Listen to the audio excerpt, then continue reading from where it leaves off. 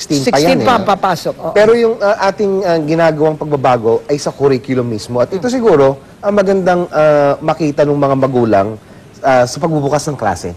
Kasi makikita nila ang malaking pagkakaiba nung ginagawa dapat ng mga guro at mga mag-aaral sa curriculum sa grade 1 at sa grade 7. No? Grade 7 is first year Is high first school. year high school. Yes, first year high school. Hindi yun elementary. So, alimbawa, tapos ka sa mga elementary school, Rizal Elementary School, right? And then, after grade 6, then they go to a high school. That's considered grade 7. Grade Grade 7, Ayun. yung high Grade school. 7 to 10. Yung first year high school. Oh, Diyan lang ipapasok. And then, in 2016, ipapasok na yung Grade year 4 and 11. grade 11 and grade 12. Oo. So, may pera ba kayo? Binigyan niya ba ng pera o nagko-complain uli kayo na wala kayong pera? Hindi kami every year- nagko-complain. Ay, di daw. Wala. Ay, magpapasok ka na naman, sabi kulang sa No, but no, teachers. question.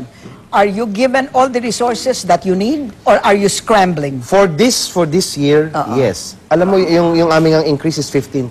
No? Pero nakita ko rin, meron ding dapat tutok yung department, halimbawa, doon sa pagpili nung ano yung pinaka-essential na kailangan. Meron kaming mga inefficiency doon sa mga bagay na binibili, pero hindi naman siya essential.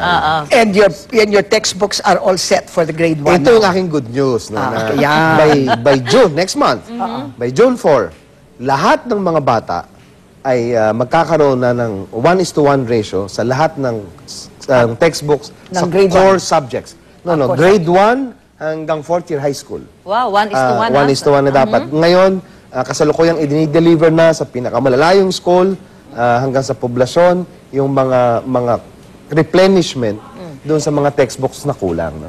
So the quality of your text, hindi nyo pa... Hindi ko pa binago yan. Yung quality. Pinunuan ko muna yung Kulang. yung mga kulang. Yung mga sinasabi ni Mr. Go na mga Alam nyo, kasama natin si Mr. Go ngayon. Ngayon? Pag merong Very good. bago na mga librong ginagamit, I ask him to review it. Very good. So, magaling siya. So, Talagang iniisa-isa niya per page. Oo. Yeah. So it's all Nakakatulong systems siya. are go. Oo. Pati mga upuan, dapat zero backlog na tayo sa upuan, sa chairs, at saka sa textbooks by June. Ito yung minomonitor natin.